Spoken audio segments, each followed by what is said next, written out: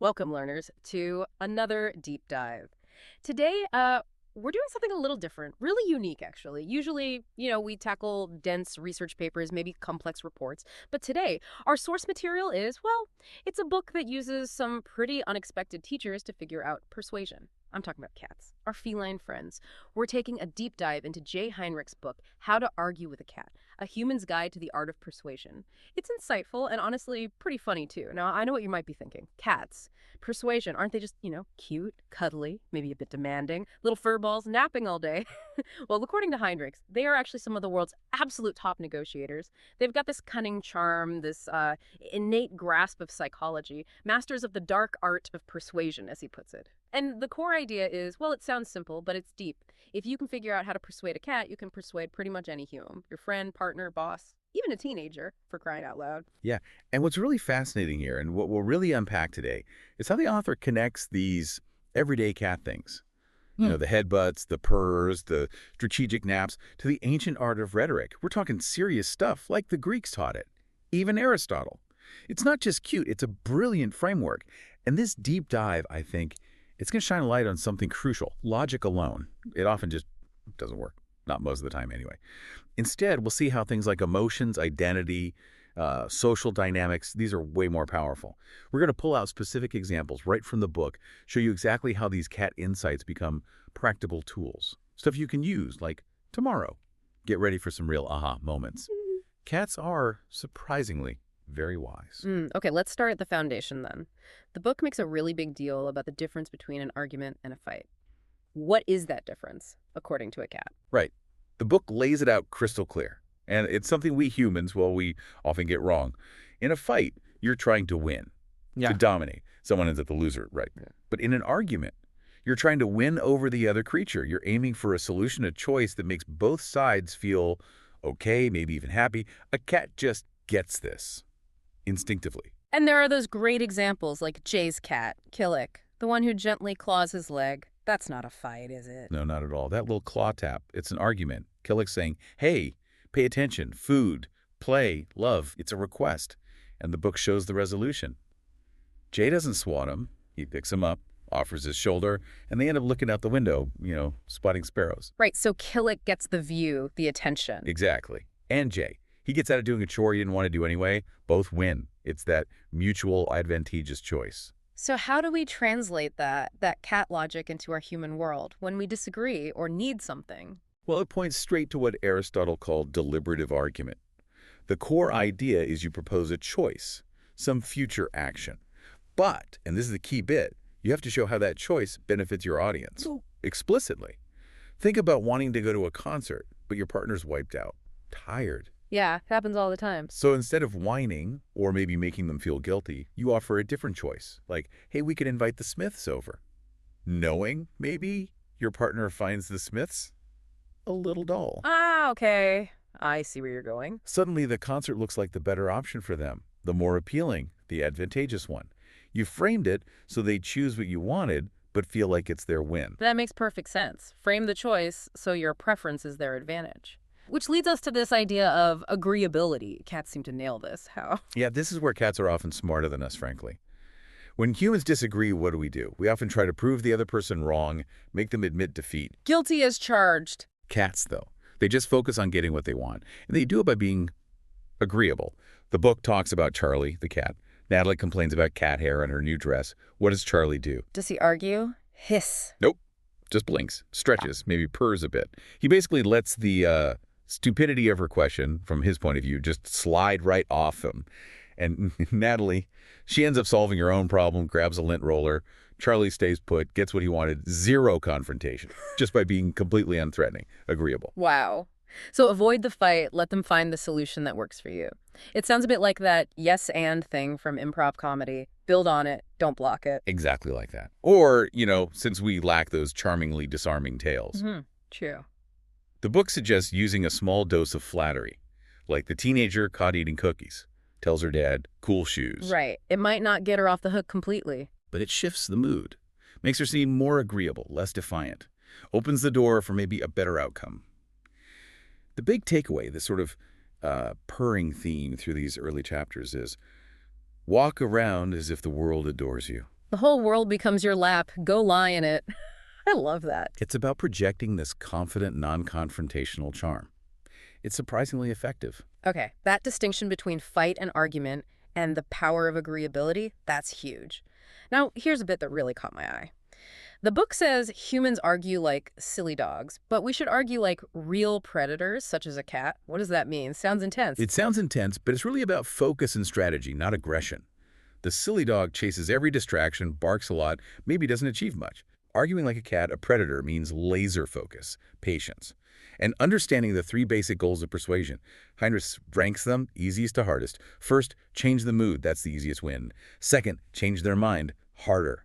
Third, the grand prize. Change their willingness to actually do something. And crucially, none of these involve winning in the sense of making the other person lose or look stupid. Absolutely not. That's fighting, not persuading. So take the angry cat example, the one who found another cat in its litter box. The goal isn't a debate about sharing policies.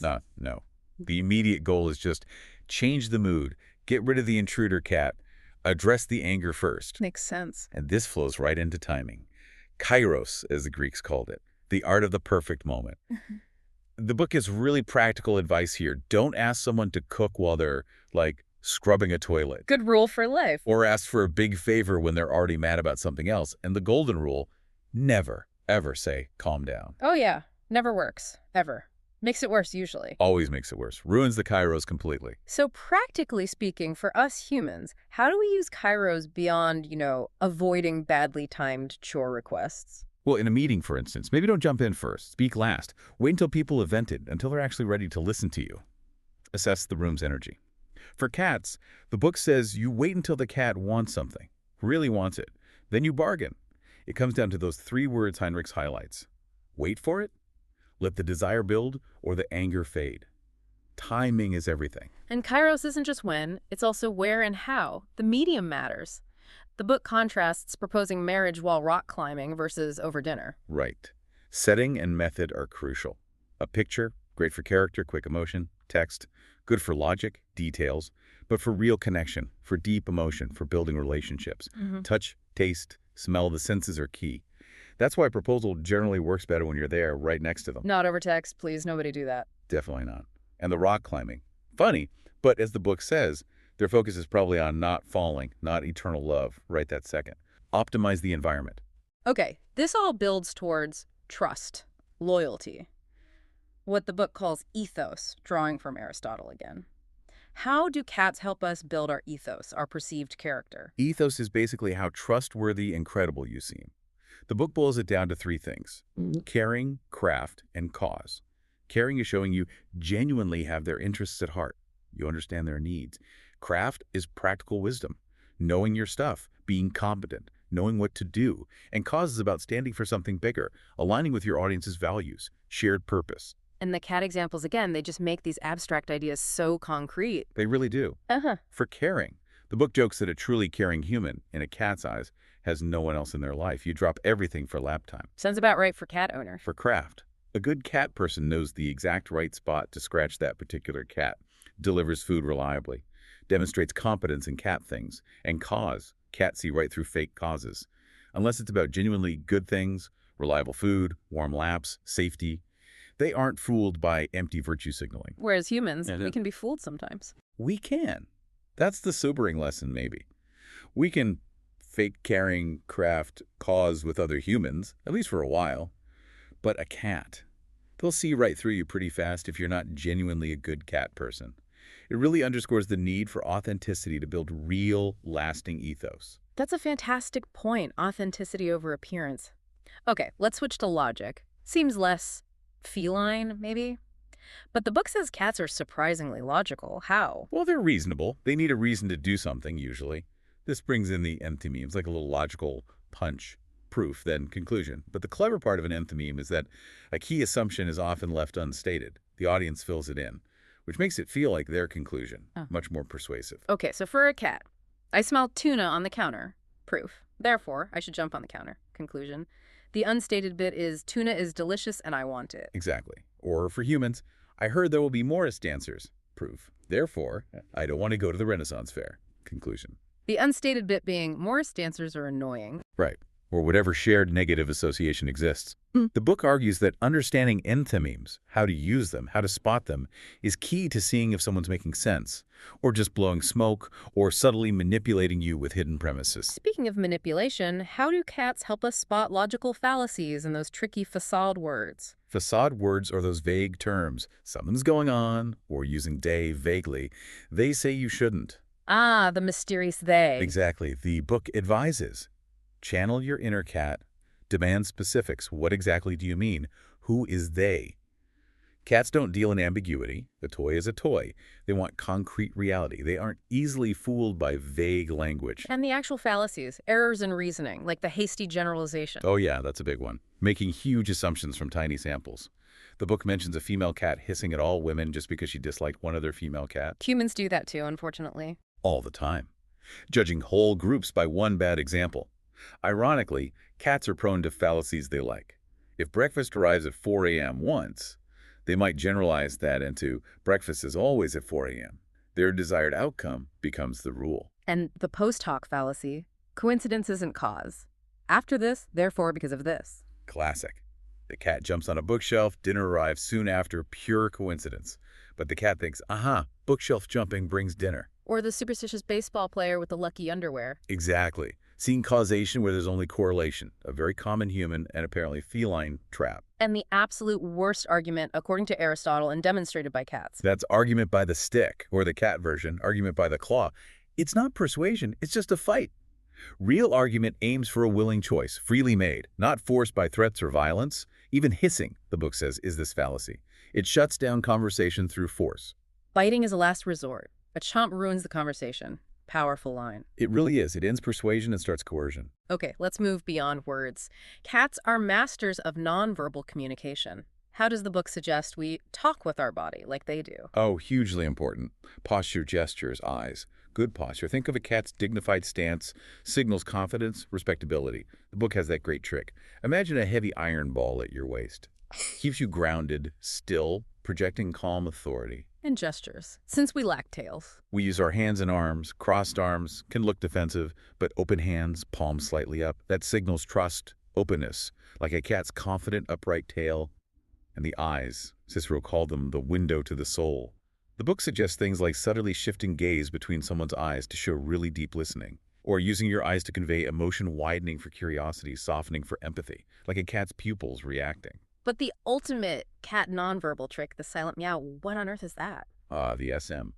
It's legendary. It's this perfect blend of like endearment, making you want to help them, and some kind of feline hypnotism. It's an unspoken, utterly compelling plea. Can humans even do that? Probably not, without looking ridiculous.